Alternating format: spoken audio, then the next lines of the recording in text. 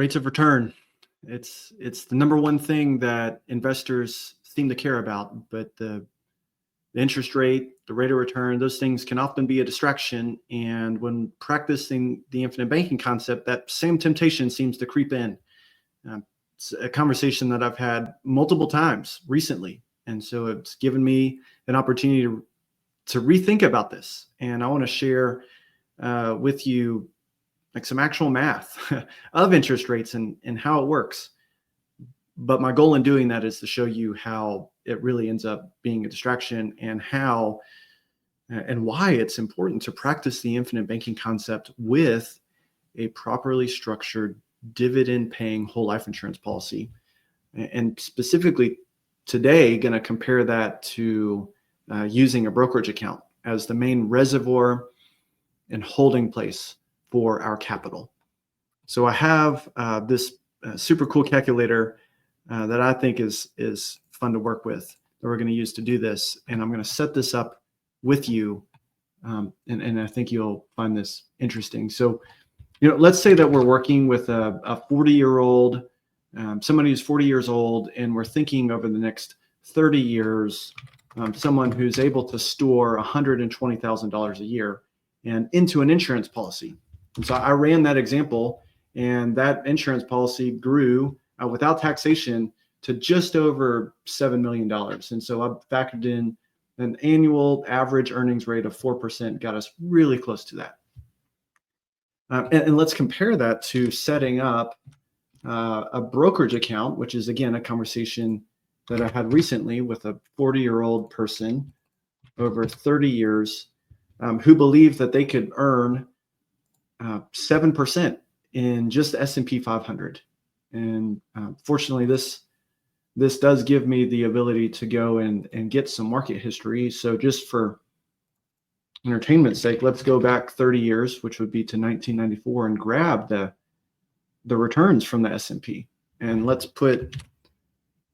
use that in here. And it's actually to the advantage of the person who wants to do this, because over the last 30 years, S&P averaged 9.6%, which is better than 7. So if we use that and we put in a payment, we put in $120,000 a year into this account, it would grow in the index. Unfortunately, brokerage accounts don't let you do this for free. So let's say that a super low account fee of 0.5% is applied.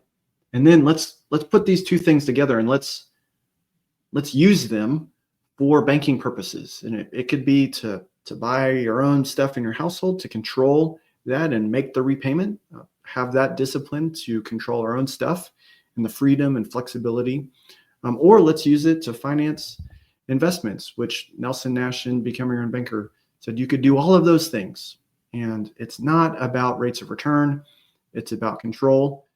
But in this conversation, we're making it about rate of return and how that doesn't necessarily mean that bigger is better.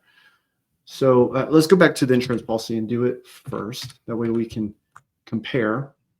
We've got $7 million of total growth over 30 years.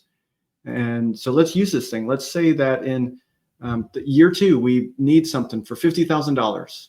And so where we had the ability to grow to 7 million, we take out 50,000. And if we took it out of the account, that account would only grow to 6.8 million.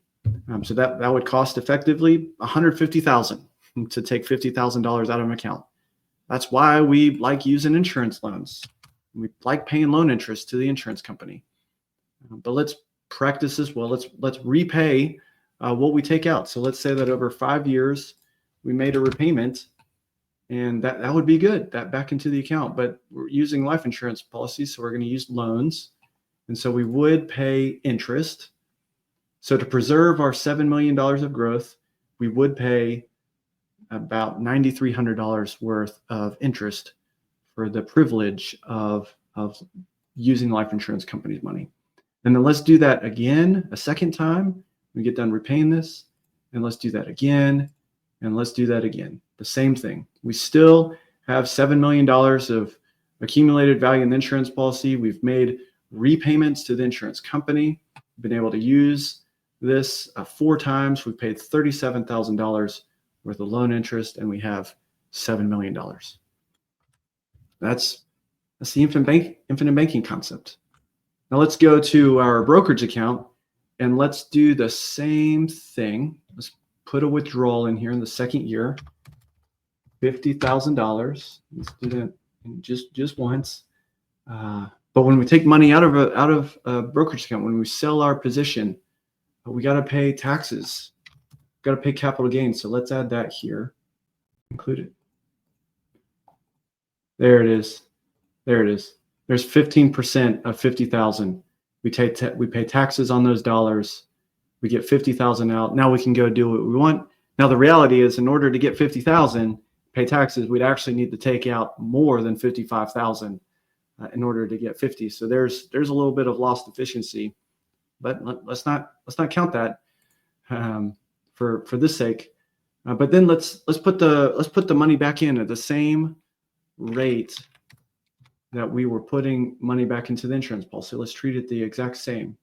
So for 5 years, make a repayment of the same dollars. And let's just check that amount. 11,870 going back in. It's the same as the insurance policy.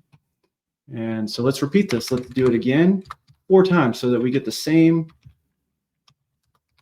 result from this. Make sure that we're just doing one of these at a time. So let's take the third one. Let's make our repayment. Let's do it one more time here. Get the 50,000 out.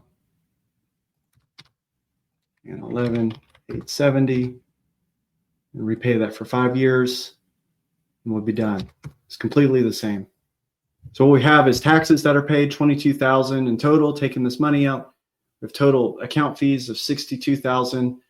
But we end after 30 years with $13.8 million. And this is where most people would say, well, this is exactly why I would want to use a brokerage account and do the same thing back and forth, because I'll end up with $13.8 million, whereas the life insurance is only going to give me $7 million.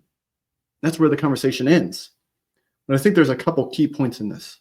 Since we're talking about math, let's stick to math and just say, just like we pay taxes when we take money out of this account along the way, when we end up at the end taking money out of this account, we pass away and pass it on, or we just take it out because we need it, we're going to pay taxes on those dollars in the end.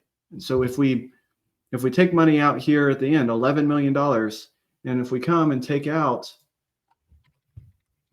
$11 million, we're going to pay $4 million of taxes. So we don't really get $11 million. We get 11 million after we're left with 7. And that's the same exact number as the life insurance policy. But we averaged in this thing 7.67%. But what we really got out of it after paying taxes and fees is what we really got was 6.43. And so that spread of interest rates starts to compress just because of the environment that we're operating in the taxes. We end, in this example, with about the same amount of money. But that's not the end of the story. There's at least 2 more things. If we go back to theLife insurance policy, when we take money out of the insurance policy, our $7 million, there's no taxation on this, so long as it's set up correctly. And when we pass away, there's a death benefit that we also get from the insurance company. And in this example, the death benefit's $10 million. So we could have used all $7 million, passed away, we'd pay 1 year worth of loan interest. And when we do that, we'd still leave over $3 million. So what we don't get from this insurance policy is just $7 million. We get the $10 million of total benefit. That's greater than the brokerage account. Whereas in this example, we only averaged 4%, but that's free of management fees, and that's free of capital gains taxes. Whereas in this brokerage account, we pay capital gains tax and we pay some fees. We do interrupt the growth, and all of those things lead us to where we can earn 4% in a life insurance policy and come out ahead in this example. Now, here's the last thing. And this has to do with behavior. And I don't know if you noticed this, but when the market is negative, and that's what happens here, we go from 13 million and our account balance comes down. Timing is everything in this strategy.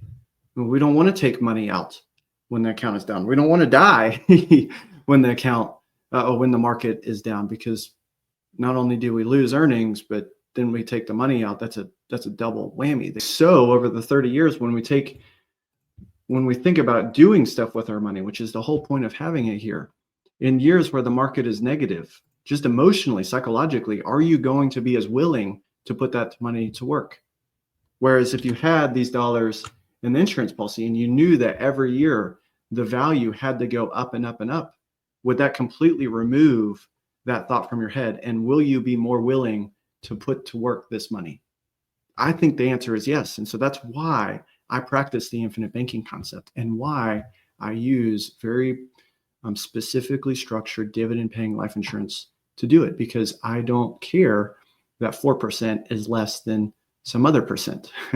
In fact, I couldn't care less, because I have this money that I'm borrowing against to go earn 30, 60, 70% in some of the business activities that I'm involved in. So I get the benefit of both. I'm not trying to do everything with one account. I want a safe place to hold my money from which I borrow and put to work to control the banking function in my life.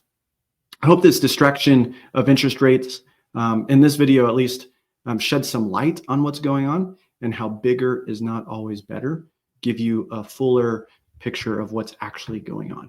Have a great day.